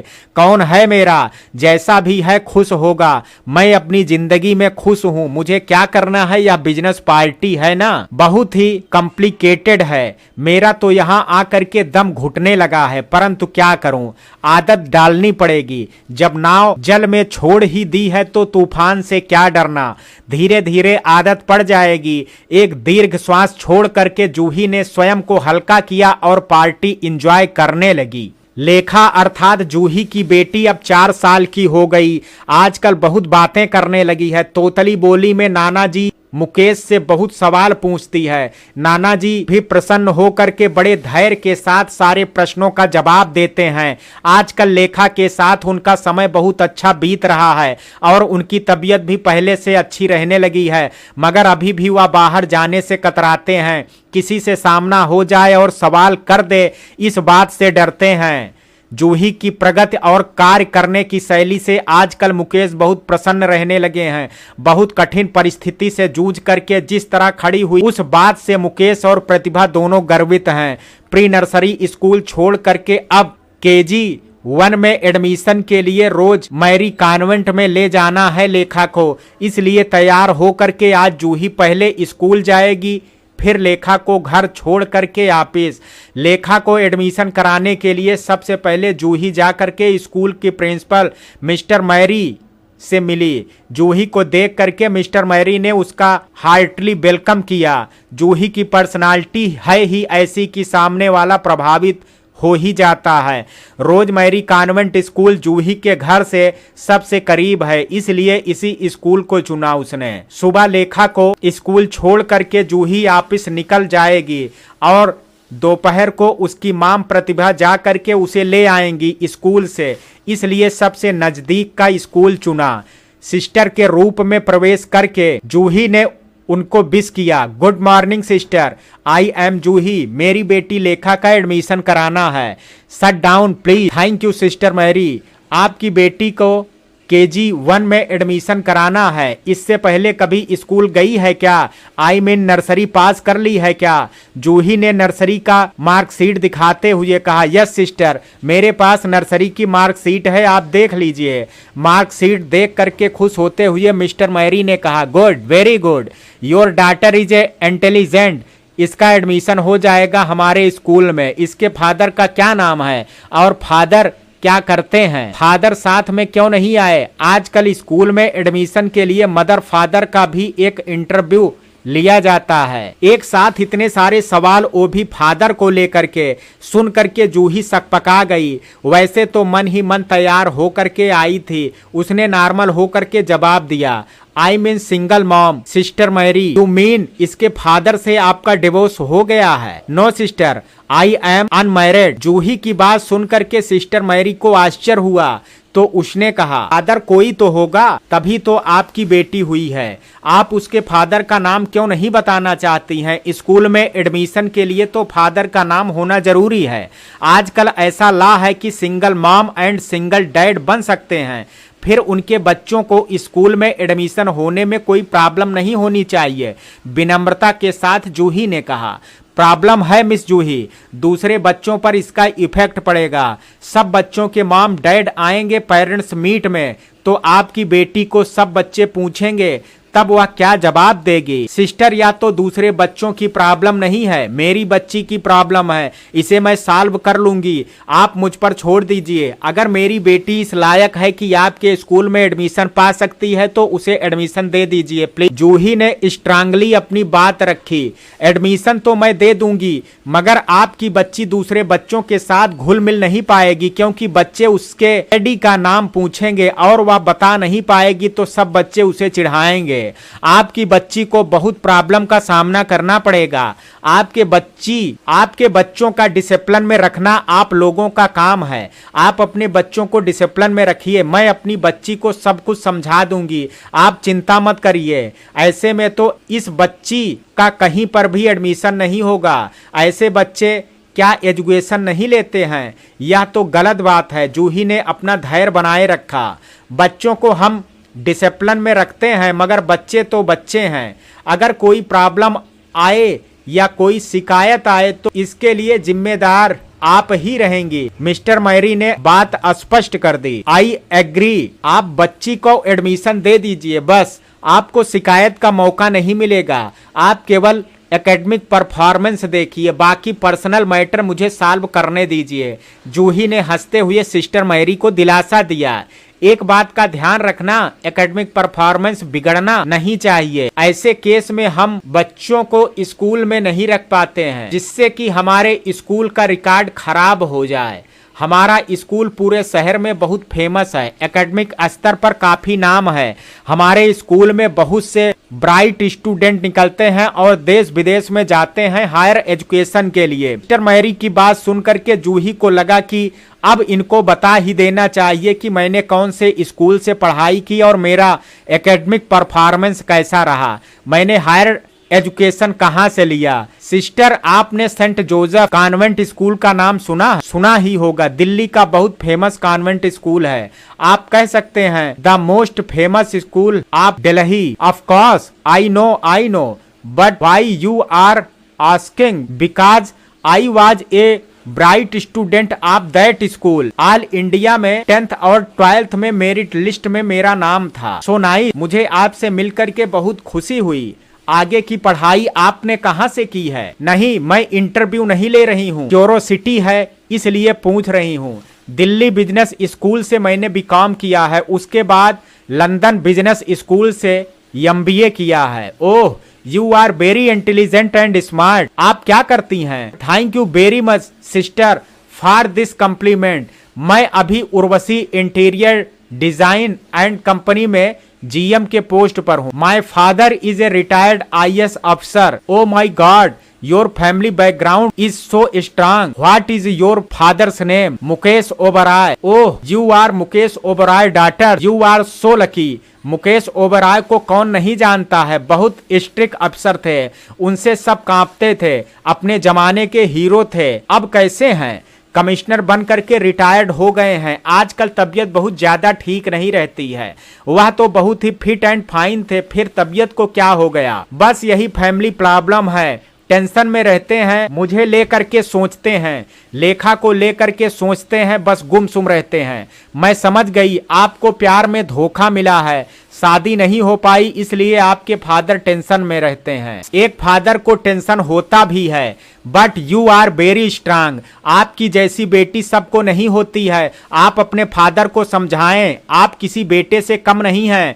बेटी है इसलिए क्यों इतनी चिंता करना। ठीक ही कहा है आपने सिस्टर, परंतु थोड़ी देर पहले आप भी तो मेरी बेटी को एडमिशन देने से मना कर रही थी। स्माइल देते हुए जूही ने कहा, हमारी सोसाइटी ऐसी ही है। एक ऐसी लड़की को एडमिशन देने से अगर दूसरे पेरेंट्स को परेशानी हो तो हमारे स्कूल का नाम ही तो बदनाम होगा। हमें अपने स्कूल का परफॉर्मेंस देखना है, इसलिए कई बार हम डरते हैं। वरना हमारे माता पिता मरियम भी तो कुंवारी माता थी, उनकी तो हम पूजा करते हैं। माता मरियम की बात और थी, वह पवित्र थी, उनकी तुलना मेरे साथ नहीं होती। मैंने गलती की इसलिए मैं माँ बनी, परंतु मुझे यह पता नहीं था कि मेरा बॉयफ्रेंड मुझे इस तरह धोखा देगा। खैर, बातें बहुत पुरानी हो गई। बातें पुरानी है मगर आपको परेशानी अभी भी है। आगे चल करके आपकी बेटी को भी परेशानी आएगी। मुझे जहां तक इंडियन सोसाइटी का पता है, इंडियन सोसाइटी में ऐसे बच्चों का सम्मान की दृष्टि से नहीं देखा जाता। स्कूल में, कॉलेज में, नौकरी में, शादी में, सब जगह ऐसे बच्चों को प्रॉब्लम फेस करना पड़ता है। सबसे पहले तो फादर का नाम पूछा जाता है, बाद में मदर का नाम पूछा जाता है। एक बच्चे को जन्म देने में मदर का कितना बड़ा रोल है, मगर मदर सेकेंडरी हो जाती है। यह तो एक मदर के साथ बहुत बड़ा अन्याय है, परंतु एक सोच का कौन बदलेगा। मिस्टर मैरी ने अपने विचार बता दिए। आप एक सिस्टर होकर के भी समाज के इतने नियमों को जानती हैं, पर कैसे? जूही को क्यूरोसिटी हुई। मैं ऑफर्न थी, चर्च के बाहर पड़ी हुई मिली थी। एक सिस्टर ने मेरी परवरिश की। मैं मिशनरी में पल करके बड़ी हुई हूँ। पता नहीं कौन मेरे माता पिता हैं। मैंने भी कदम कदम पर बहुत सारी परेशानियों का सामना किया है। बच्चे जब मेरे पिता का नाम पूछते थे तो मैं बता नहीं पाती थी, सब मुझे चिढ़ाते थे और मैं रोती थी। इसलिए जब बड़ी हुई तो मैंने समाज शास्त्र विषय लेकर के एमए किया, ताकि मैं समाज के बारे में अच्छी तरह जान सकूं। कहते कहते सिस्टर मैरी की आंखों में आंसू आ गए। ओह सो सैड, सुन करके बहुत दुख हुआ। इसलिए आप मेरी परेशानी को बहुत जल्दी समझ गईं। आपकी परेशानी अलग थी और मेरी परेशानी अलग है, मगर एक जगह समानता है। मेरी बेटी भी अपने डैड का नाम कभी बता नहीं पाएगी। कहते कहते जूही भी भावुक हो उठी। आपकी कहानी सुन करके मुझे आपसे लगाव हो गया। मैं समझ सकती हूँ कि आप कितने दर्द भरे रास्ते से गुजर रही हैं। आपकी बेटी की चिंता मत करिए, आप उसका ध्यान मैं रखूंगी। अपने सारे स्टाफ को समझा दूंगी ताकि उसको कभी कोई परेशानी का सामना नहीं करना पड़े। आपकी बेटी हमारे स्कूल से 12th क्लास पास करके निकल सकती है, फिर आगे की एजुकेशन के लिए जहां जाना चाहे जा सकती है। मैं गॉड से प्रे करूंगी कि आपकी बेटी अपने जीवन में सफल हो। आज से आपकी बेटी मेरी बेटी की तरह है। जिस तरह सिस्टर जेनिफर ने मेरी परवरिश की, मुझे इस लायक बनाया, उसी तरह से मैं आपकी बेटी का हमेशा ध्यान रखूंगी। सिस्टर मैरी के मन में जूही और उसकी बेटी के लिए दया भाव भर आया। एक थैंक यू कह करके मैं अपना रिस्पेक्ट कम नहीं करूंगी सिस्टर। आज से मेरे मन में आपके लिए बहुत सम्मान बढ़ गया है। मैं निश्चिंत हो गई कि मेरी बेटी आपके स्कूल में सफल हो करके निकलेगी, और मेरी कोशिश भी यही रहेगी कब से भेजूं मैं अपनी बेटी को स्कूल। आज थर्सडे है, आप मंडे से अपनी बेटी को स्कूल भेज सकती। भावुक होकर के अचानक जूही ने सिस्टर मैरी का दाहिना हाथ पकड़ लिया और कहने लगी, डूबते को जैसे तिनके का सहारा मिलता है, वैसे ही मेरी बेटी को आपका सहारा मिल गया। आप उसकी दूसरी मदर हैं। मेरी चिंता कम हुई। 12th पास करने के बाद आगे क्या होगा देखा जाएगा। जो भी होगा मैं सामना करने के लिए तैयार, मगर 12th तक मैं निश्चिंत हूँ। मैं आपका यह एहसान यह प्यार कभी नहीं भूलूंगी सिस्टर मैरी। अगर मेरे लायक कभी कोई काम होगा तो अवश्य बताना, करके मुझे बहुत खुशी होगी। जूही की आंखों से 2 बूंद आंसू छलक करके गालों पर आ गिरी। ऑफकोर्स कोई काम होगा तो आपको जरूर याद करूंगी। आपको मैं कैसे भूल सकती हूँ। जब तक आपकी बेटी मेरे पास है तब तक तो आपकी बेटी मुझे आपको भूलने नहीं देगी। आप जैसी एक स्ट्रांग लेडी को मैं भूल भी नहीं सकती। मैं यही चाहती हूँ कि हमारे समाज की लड़कियां आपके जैसी स्ट्रांग हो। Not only educated, physically and mentally, दोनों रूप से ही स्ट्रांग हो मगर हमारे हिंदुस्तानी समाज के कुछ संस्कार होते हैं, उन संस्कारों के साथ स्ट्रांग हो तो बेहतर होगा। हमारे समाज में कुछ कुसंस्कार भी व्याप्त हैं, जिसे दूर करना भी उनकी एक जिम्मेदारी होगी। क्या सही है और क्या गलत है उसे समझना होगा। नासमझी में या फिर जिद में मेरे जैसी गलतियां ना करें। मैं यही सबसे कहूंगी और जीवन भर कहती रहूंगी। अपनी सोसाइटी का कल्वर वैल्यू को हमेशा समझें और बनाए रखें। पश्चात सभ्यता के पीछे अंधाधुंध ना दौड़ें। मैं अपनी लड़की को भी यही शिक्षा दूंगी ताकि मुझ जैसी किसी से धोखा ना मिले। कहते कहते जूही की आंखों में एक चमक सी आ गई। इंस्पिरेशनल थॉट हैं आपके पास। अगर फुर्सत हो तो आपको एक बात कहना चाहती हूँ। ऑफ कोर्स कहिए सिस्टर। मंथ में एक दिन आकर के आप अपने थॉट हमारे बच्चों से शेयर करें तो हमें बहुत खुशी होगी। खुशी से लगभग उछलते हुए जूही ने कहा, मैंने अभी कहा था मेरे लायक कोई काम हो तो अवश्य कहिएगा। कहते ही देखिए मुझे काम मिल गया। मैं एवरी मंथ आपके स्कूल के लिए समय निकालूंगी। आप मुझे दिन बता देना, मैं हाजिर हो जाऊंगी। Thank you very very much sister, मुझे यह मौका देने के लिए। मैं जीवन भर आपका आभारी रहूंगी। You are heartly welcome. Thank you once again sister. ठीक है अब मैं चलती हूँ, मुझे ऑफिस भी जाना है। जब भी मौका मिलेगा आपसे मिलने अवश्य आऊंगी। सिस्टर मैरी ने मुस्कुरा करके सेकंड किया और जूही को विदा किया। सिस्टर मैरी में इतना अपनापन पा करके आज जूही के मन और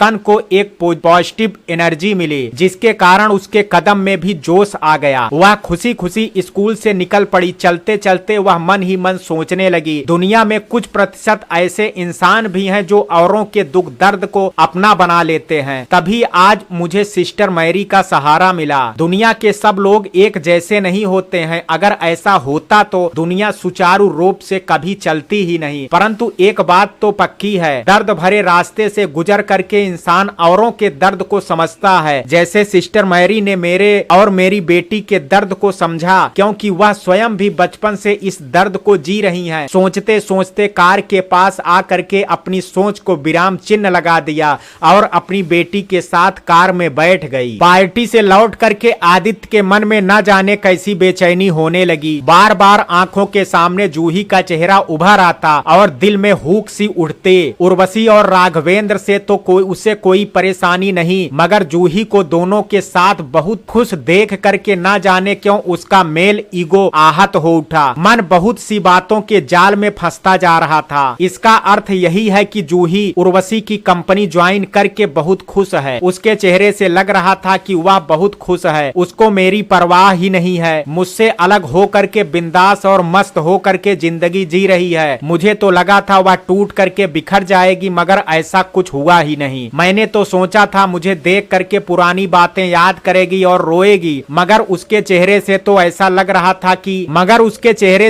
ऐसा लग ही नहीं रहा था कि पुरानी बातें उसे याद भी हैं। उसके व्यक्तिगत जीवन के बारे में कुछ भी नहीं जान पाया। क्या सचमुच उसने मेरे बच्चे को जन्म दिया या फिर अबॉर्शन करा लिया? कुछ भी तो जान नहीं पाया। जानू भी तो कैसे, उसने जानने ही नहीं दिया और ना ही उर्वशी से कोई बात पता चल सकती है। ऐसा लगता है उर्वशी ने उसे बहुत प्रोटेक्शन दे करके रखा है। राघवेंद्र से भी वह बहुत खुल करके बात कर रही थी, मगर मुझसे बात करने में कतरा रही थी। सच ही है, क्यों करेगी मुझसे बात? मैंने भी तो उसके साथ कुछ अच्छा नहीं किया, फिर क्यों मैं उससे उम्मीद लगा करके बैठा हूँ? मुझे उसकी खुशी देख करके खुश होना चाहिए, मगर दिल में दर्द क्यों उठ रहा है? क्या अभी भी मुझे उससे प्यार है? मगर कैसा प्यार है? बीच मझधार में उसे छोड़ दिया और कभी खबर भी नहीं ली। किस हाल में जी रही है? मेरा प्यार सच्चा है क्या? हाँ शायद, तभी तो सबके साथ हंसते मुस्कुराते देख करके दिल में हुक सी उठ रही है। तमाम बातें सोचते सोचते उलझन इतनी बढ़ गई कि आदित्य बैठ करके कई पैग पैक पी गया। पार्टी में उसने शराब को छुआ भी ना था, मगर घर में आकर के स्वयं पर कंट्रोल नहीं रख पाया। नशा इतना चढ़ गया कि सोफे पर बैठे बैठे ही सो गया। आदित्य की सोच को देख करके तो लगता है पढ़ लिख करके भी पुरुष में अब तक वैचारिक बदलाव बिल्कुल भी नहीं आया है। वही मेल ईगो, वही औरतों को कमतर समझना, कमतर क्या, औरतों को अपनी संपत्ति समझना। अगर सचमुच जूही से प्यार है तो उसे खुश देख करके आदित्य को भी खुश होना चाहिए था, बजाय या सोचने के कि जूही टूट करके बिखर जाए। जूही अगर टूट करके बिखर जाती तो क्या आदित्य का मेल ईगो संतुष्ट हो जाता? शायद नहीं, और शायद हाँ, दोनों में से तो कुछ हो सकता है। इन मर्दों को भी समझना बहुत मुश्किल है। लोग तो कहते हैं कि औरतों को समझना मुश्किल है, परंतु यहाँ तो यह स्पष्ट हो रहा है कि मर्दों को समझना बहुत मुश्किल है, उनके प्यार को समझना बहुत मुश्किल है। अचानक बेटा निर्भय नींद से जाग उठा और पापा को ढूंढने लगा। जब पापा को नहीं देखा तो जोर जोर से रोने लगा, पापा पापा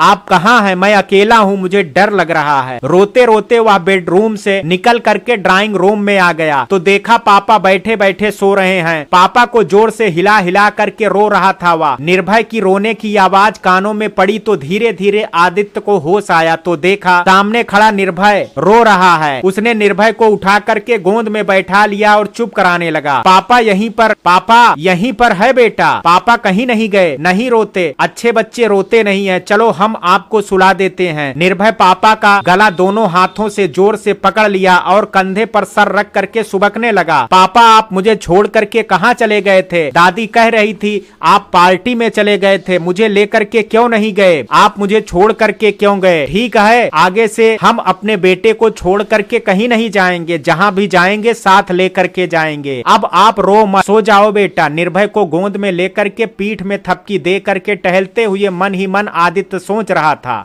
नहीं अब और मुझे बहुत समय तक निर्भय से दूर नहीं रहना है।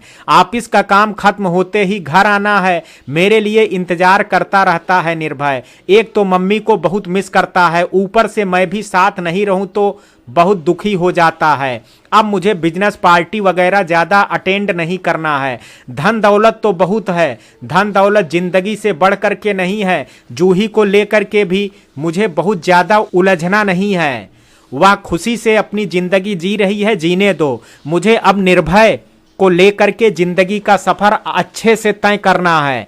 कभी जूही मिल जाएगी तो भी उसे अवॉइड करना पड़ेगा। इधर पार्टी से लौट करके जूही की आंखों में भी नींद नहीं थी, बार बार आदित्य का चेहरा सामने उभर करके आ रहा था। कैसा हो गया है आदित्य?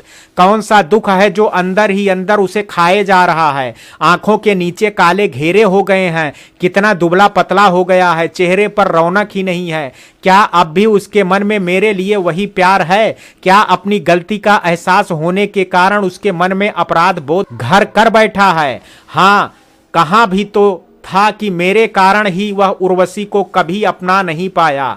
मन से एक दोराहे पर खड़ा है, लगता है जहां से किस रास्ते जाए समझ में नहीं आ रहा है। एक तो अपना बेटा निर्भय की जिम्मेदारी, कंपनी की जिम्मेदारी और मन में शांति नहीं हो तो इतनी सारी जिम्मेदारी उठाना भी तो आसान नहीं है। उसका मन पुराना प्यार ढूंढता होगा, मगर मैं भी क्या करूं? मैं दोबारा उसके पास लौट करके नहीं जा सकती या संभव नहीं है। फिर भी मन ना जाने क्यों सोचने लगता है उसके बारे में, क्यों मन इतना चिंतित होता है उसे लेकर के, क्यों मन में हुक सी उठती है उसे देख करके। क्या मैं भी उससे अभी भी प्यार करती हूँ? हाँ शायद, मगर आज की परिस्थिति ऐसी है कि मैं दोबारा वह गलती नहीं कर सकती जो एक बार कर चुकी हूँ। अब तो मुझे अपनी जिंदगी से ज्यादा अपनी बेटी लेखा के बारे में सोचना है। एक माँ का कर्तव्य अच्छी तरह से निभाना है। उर्वशी अपनी शादी की पार्टी में सबके साथ साथ आदित्य को भी इनविटेशन कार्ड भेजा था, मगर आदित्य इस पार्टी में शामिल नहीं हुआ।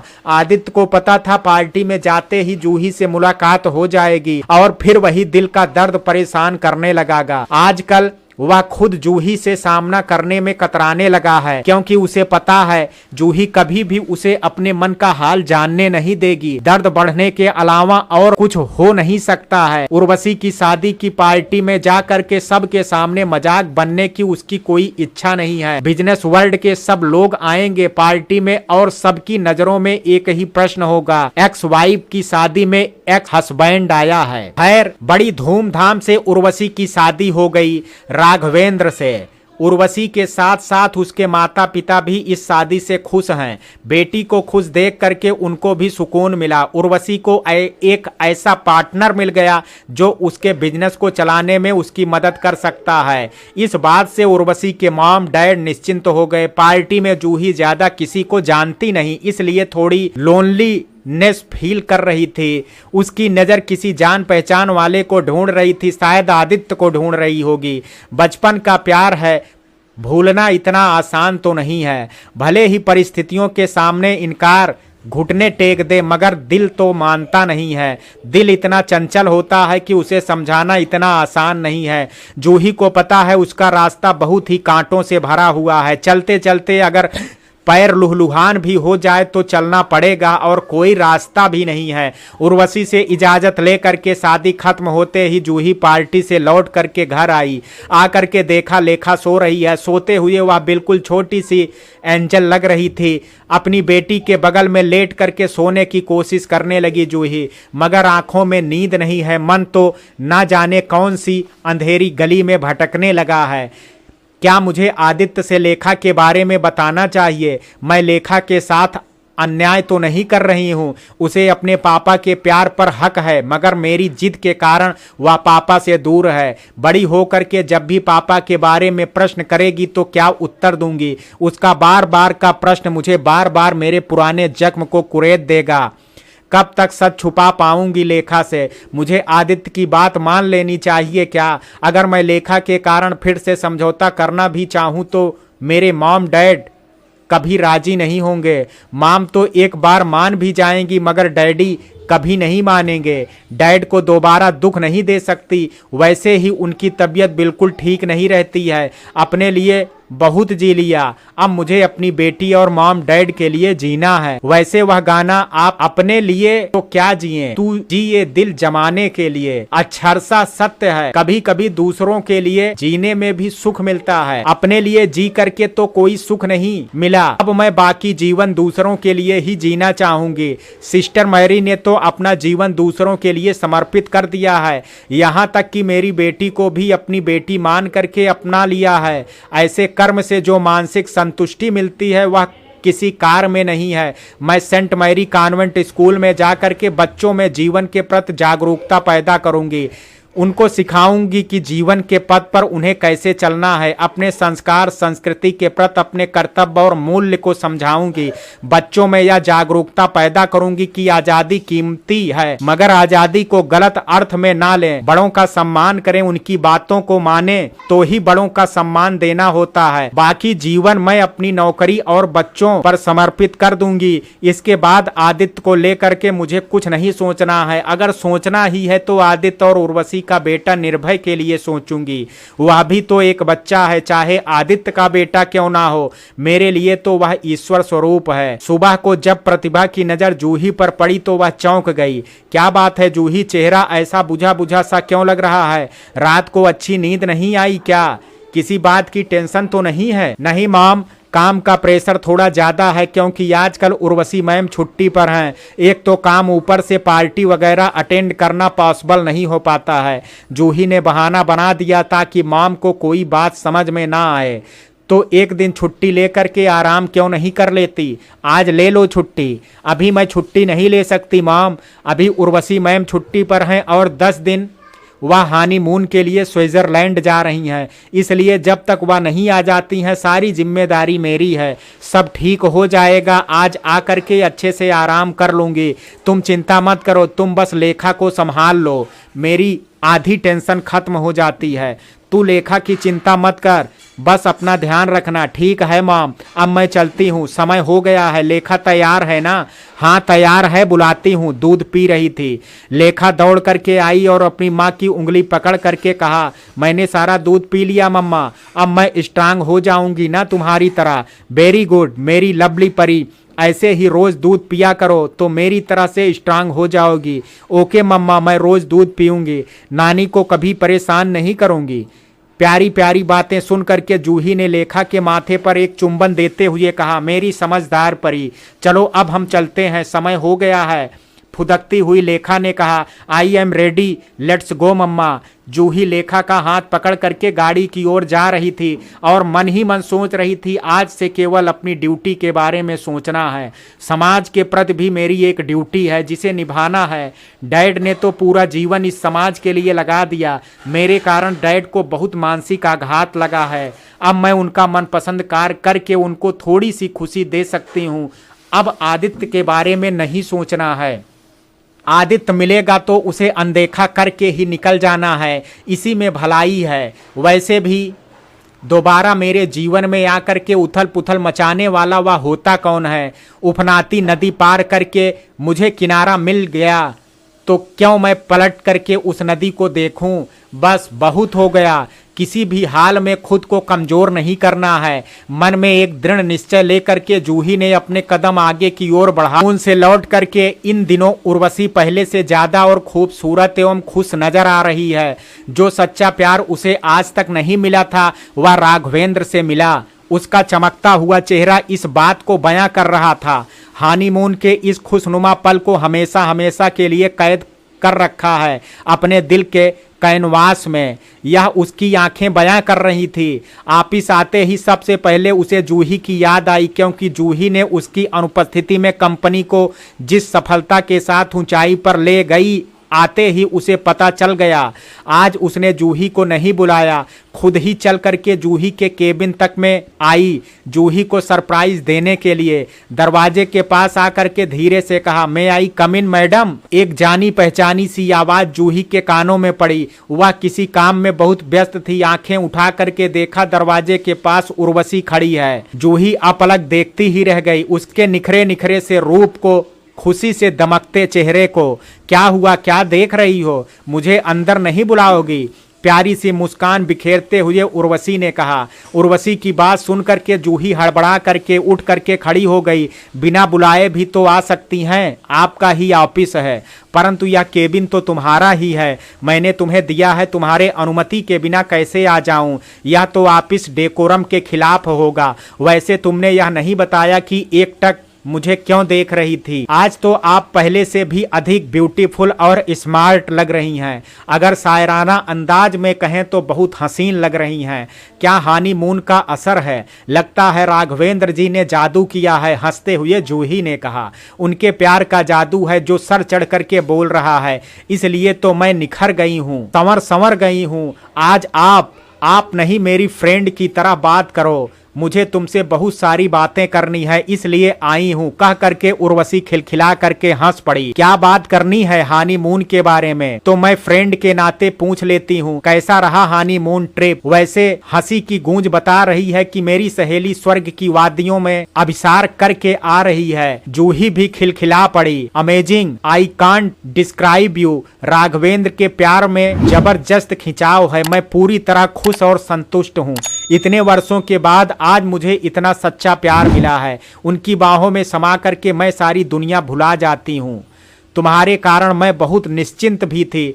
मुझे तुम पर भरोसा था कि तुम कंपनी को बहुत आगे ले जाओगी और तुमने वह करके दिखाया। I am proud of you Juhi my friend. मैं तुम्हें खुश देख करके खुश हूँ। नसीब वाली हो कि तुम्हें सच्चा प्यार मिला। प्यार का जुनून कम मत होने देना। Never my dear. राघवेंद्र को मैं एक पल के लिए दूर जाने नहीं देना चाहती। उससे दूर रहना तो अब नामुमकिन है। तुमने सही कहा था मुझे कि राघवेंद्र भरोसे लायक इंसान है। रियली तुम इंसान को पहचानने में बहुत माहिर हो। फिर कैसे तुमने आदित्य को समझने में गलती की? आदित्य की बातें निकाल करके क्यों खुशनुमा माहौल को गमगीन बनाना चाहती हो? जाने दो ना, वह तो बीता हुआ कल है। हम आज को एंजॉय करते हैं। आदित्य की बात को जूही याद नहीं करना चाहती, इसलिए टाल दिया। नहीं जूही, तुम्हें देख करके कभी कभी बहुत दुख होता है और तब आदित्य की याद आती है। मुझे लगता है वह तुमसे बहुत प्यार करता है, मगर परिस्थितियों के हाथ में विवश एक खिलौने की तरह नाच रहा है। अगर प्यार करता भी है तो उसे याद करके क्या फायदा? बीता हुआ पल लौट करके तो नहीं आएगा। क्यों नहीं आ सकता है बीता हुआ पल? ना सही, वर्तमान को सुखी तो बनाया जा सकता है। तुम एक बार मन को समझा करके देखो जूही, बहुत सारी जिंदगियों में खुशी आ जाएगी। अभी इस टॉपिक को यहीं बंद करो ना उर्वशी, प्लीज। इस बारे में अभी मुझे सोचना नहीं है। मैंने मन ही मन यह निर्णय लिया, मुझे अब अपने लिए नहीं दूसरों के लिए जीना है। अच्छा ठीक है, इस बारे में बात नहीं करते हैं, परंतु जिस बारे में बात करनी आई है वह बात तो बताना ही भूल गई। कौन सी बात? मेरी अनुपस्थिति में तुमने कंपनी को जिस दक्षता के साथ प्रॉफिट दिलाई वह काबिले तारीफ है। इसी खुशी में तो मैं तुम्हें 1 हफ्ते की छुट्टी देती हूँ। तुम अब 1 हफ्ते आराम करो और अपनी बेटी और मॉम डैड के साथ रहो। वैसे भी तुम्हारे चेहरे पर थकान नजर आ रही है, बहुत प्रेशर था तुम्हारे ऊपर। अब कहीं घूमने जाना है तो अवश्य अपने परिवार के साथ घूम आओ। तुम डिसाइड करके जगह का नाम बता दो, मैं टिकट और रिसोर्ट बुक करा दूंगी। उसकी चिंता तुम मत करना, उसकी चिंता तुम्हें करने की आवश्यकता नहीं है। तुम आज से ही छुट्टी पर जाओगी। मेरे साथ 1 कप कॉफी पी लो फिर निकल जाना। उर्वशी की बातों पर जूही के कानों को यकीन नहीं हुआ। वह अपलक उर्वशी को देखने लगी। टुकुर टुकुर क्या देख रही हो? मेरी बातों पर यकीन नहीं हो रहा है? मैंने तुम्हें 1 हफ्ते की छुट्टी दी है, दोबारा कह रही हूँ। और मुस्कुरा पड़ी खुशी से उर्वशी। थैंक्स कह करके तुम्हारी इस ग्रेटनेस का डिसरिस्पेक्ट नहीं करूंगी।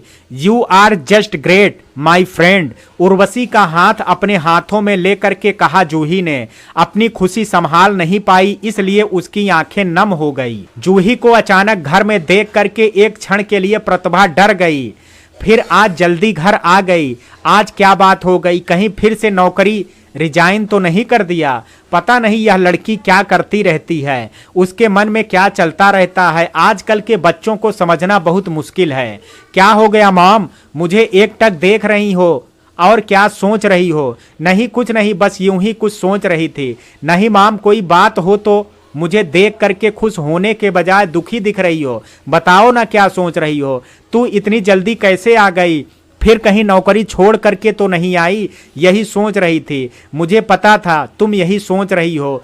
मुझे लेकर के ना जाने क्या क्या सोचती रहती हो तुम। क्यों सोचती हो इतनी बातें? तुम्हें और डैड को समझा समझा करके मैं हार गई हूँ। तुम्हारी जूही अब पहले जैसी वाली जूही नहीं रही माँ। चिंता करना छोड़ दो। उर्वशी की इतनी अच्छी कंपनी मैं कभी नहीं छोड़ूंगी माँ। तुम अगर सारी बातें सुनोगी तो खुशी से उछल पड़ोगी। खुशी से उछलने वाली बात कौन सी है? मुझे 1 वीक के लिए छुट्टी दी है उर्वशी ने। जूही की बात सुन करके सचमुच बहुत खुश हो गई प्रतिभा और खुश हो करके कहा, क्या 1 वीक की छुट्टी? किस लिए, किस खुशी में? उर्वशी के जाने के पश्चात उसकी कंपनी की क्वार्टरली रिव्यू का रिजल्ट आया है, जिसमें कंपनी को बहुत प्रॉफिट हुआ है। उर्वशी बहुत खुश है। उसकी अनुपस्थिति में मैंने सब कुछ अच्छे से संभाला है और कंपनी को प्रॉफिट दिलाया है। दूसरी खुशी यह कि राघवेंद्र के साथ स्विट्जरलैंड में बहुत ही वैल्यूएबल टाइम स्पेंड किया।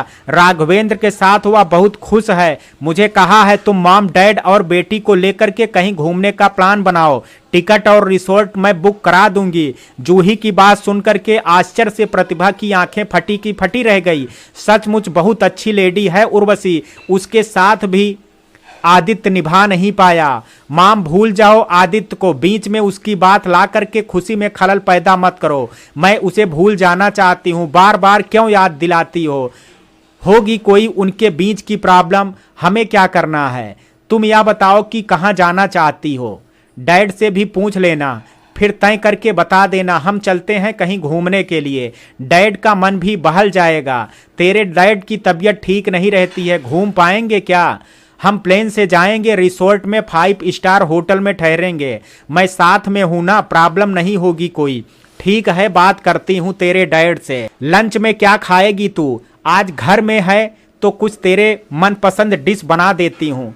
तुम दोनों ने क्या खाया मॉम? लेखा ने क्या खाया? कहाँ है लेखा? मेरी आवाज सुन करके भी नहीं आ रही है। लेखा भी सो रही है। हम दोनों ने तो दाल आलू मटर की सब्जी और रोटी खाई।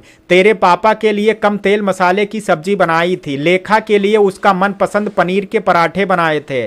दाल और सब्जी रखी है ना मॉम? बस 2 रोटी बना दो, मैं वही खा लूंगी। अभी और कुछ बनाने की जरूरत नहीं है। आज घर पर हूं तो बैठ करके थोड़ी देर बातें करते हैं, वरना बातें करने का समय कहाँ मिलता है। घर आते ही लेखा को लेकर के बिजी हो जाती हूँ।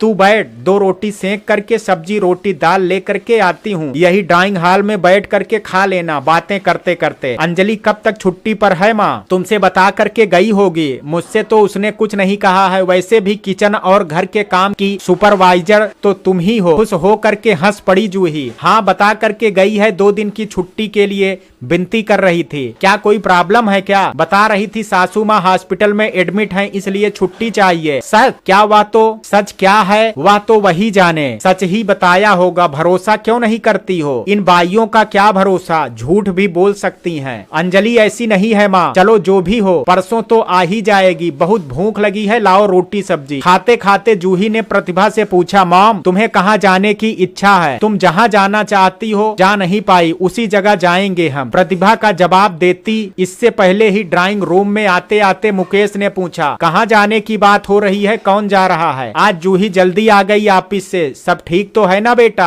आज जूही को उर्वशी ने छुट्टी दे दी 1 सप्ताह की, इसलिए जूही प्रोग्राम बना रही है कहीं घूमने जाने का। तुम भी बताओ तुम्हारा कहाँ जाने का मन है? प्रतिभा ने जवाब दिया, मेरी तबीयत ठीक नहीं रहती है, मैं कहाँ जाऊंगा? तुम तीनों घूम करके आओ, मैं अकेला घर रह लूंगा। डैड आपको अकेले छोड़ करके हम कहीं नहीं जाएंगे, अगर आप जाएंगे तो ही हम लोग जाएंगे। उर्वशी ने सारा खर्चा देने का वादा किया है, फिर ऐसे मौके क्यों हाथ से जाने देते? तुम बताओ तुम्हारा कौन सी मनपसंद जगह है? वैसे भी तुम थोड़ा बाहर निकल जाओगे तो फ्रेश हो जाओगे, तबीयत भी अच्छी लगेगी। दिन भर घर में बैठे रहते हो, बाहर जाने की बात करते हैं तो मना कर देते हो। बाहर जाने की जरूरत ही क्या है? घर में हमारी परी है ना, स्कूल से आने के बाद उसके साथ खेलना, होमवर्क कराना, समय कहाँ से निकल जाता है पता ही नहीं चलता। उसकी बातें सुन करके ही मेरा मन खुश हो जाता है। हमारा मन है डैड जाने का, आप मना मत करना। इतना अच्छा मौका मिला है, काम करते करते मैं भी थक गई हूँ, थोड़ा सा रिलैक्स करना चाहती हूँ। लेखा भी बहुत खुश हो जाएगी। जूही ने पापा से रिक्वेस्ट की, अच्छा जाना ही है तो गोवा चलो। एक बार गोवा गए थे जब तुम बहुत छोटी थी, कुछ याद भी नहीं होगा अच्छे से। इस बार चारों मिल करके खूब मजा करेंगे। गोवा के बीच अभी भी मुझे बहुत अच्छे लगते हैं। रेत पर बैठ करके लहरों को देखते रहो और रेत के घरौंदे बनाओ। इस तरह तो हमारे साथ हमारी परी है, तो उसके साथ बैठ करके रेत के घरौंदे बनाएंगे। कहते कहते मुकेश के चेहरे पर खुशी की किरणें बिखर गई, जिसे देख करके जूही खुश हो गई। ठीक है डैड, तो पक्का रहा, हम गोवा जा रहे हैं। मैं उर्वशी को सब बता देती हूँ, वहीं टिकट बुक कर देगी और रिजॉर्ट भी बुक कर लेगी। डैड के चेहरे पर हल्की सी खुशी की किरण देख करके खुशी से जूही की आंखें भी नम होने लगी। रिसोर्ट में ठहरेंगे हम। वाह, यह तो बहुत अच्छी बात है। हमारी उर्वशी तो बहुत अच्छे दिल की निकली। मुकेश ने प्रसन्नता जाहिर की। हाँ डैड, बहुत अच्छे दिल की है, उसका दिल बहुत बड़ा है, इसमें कोई शक नहीं है। ठीक है, फिर हम परसों निकलेंगे। जल्दी जल्दी तैयारी कर लेते हैं। लेखा के स्कूल जा करके कल मैं प्रिंसिपल सिस्टर मैरी से मिलकर के छुट्टी ले लूंगी। सबकी बातें सुन करके लेखा की नींद टूट गई। वह दौड़ करके ड्राइंग रूम में आई और मॉम से लिपट गई। मॉम, आज आप जल्दी आ गई, मुझे बुलाया क्यों नहीं? मैं आपसे बात नहीं करूंगी। अरे रे रे, मेरी परी मुझसे नाराज हो गई। सॉरी बेटा, मैंने सोचा आप सो रही हैं इसलिए नहीं बुलाया आपको। पता है हम परसों घूमने जा रहे हैं, आपको बहुत मजा आएगा ना घूमने में। सच? हम कहाँ जा रहे हैं मम्मा? नाना नानी भी जा रहे हैं। माँ के गले में बाहें डाल करके प्यार से पूछा लेखा ने। हम गोवा जा रहे हैं बेटा, सब मिल करके जा रहे हैं, बहुत इंजॉय करेंगे। 1 वीक नो पढ़ाई नो स्कूल, ओनली खेल और खेल, घूमना घूमना। ठीक है ना मेरी परी? मम्मा दिन भर आपके साथ रहेंगी। गोवा क्या स्वर्ग है, आप कह रही हैं तो बहुत मजा आएगा। नानी एक दिन कहानी में बता रही थी, स्वर्ग में जाने से बहुत मजा आता है। नन्ही लेखा ने मासूमियत से प्रश्न किया। लेखा का मासूम प्रश्न सुन करके जूही हंसे बिना नहीं रह सकी। उसने मुस्कुराते हुए कहा, हाँ बेटा, धरती का स्वर्ग बहुत खूबसूरत है, जब हम जाएंगे तो आपको सब पता चल जाएगा। ठीक है मम्मा, हम स्वर्ग में जा करके खूब मस्ती करेंगे। खुशी से लेखा अपनी मम्मा की उंगली पकड़ करके नाचने लगी। खुशी खुशी मन में एक अथाह उत्साह लिए जूही अपने परिवार के साथ गोवा के लिए घर से निकल पड़ी। बहुत समय के पश्चात आज ऐसा लग रहा है जैसे वह जिंदगी को एक नए ढंग से जी रही है, केवल अपने लिए नहीं अपने परिवार के लिए जी रही है। जिस मॉम डैड को उसने कभी बहुत दुख दिया था, उनके चेहरे पर थोड़ी सी खुशी के फूल खिलाने के लिए आज उसके मन में चाहत के साथ साथ उत्साह का अथाह समुद्र भी है। तो मित्रों, कहानी के इस भाग में आज इतना ही। शेष कहानी कल सुनेंगे भाग 7 में। कहानी का ये भाग आपको कैसा लगा, आप अपनी राय मुझे कमेंट बॉक्स में जरूर दीजिएगा। वीडियो पसंद आया हो तो वीडियो को लाइक शेयर, अगर चैनल पर पहली बार विजिट कर रहे हैं तो कृपया चैनल को सब्सक्राइब करना ना भूलें। कल मिलते हैं कहानी के शेष भाग के साथ, तब तक के लिए जय हिंद, जय भारत।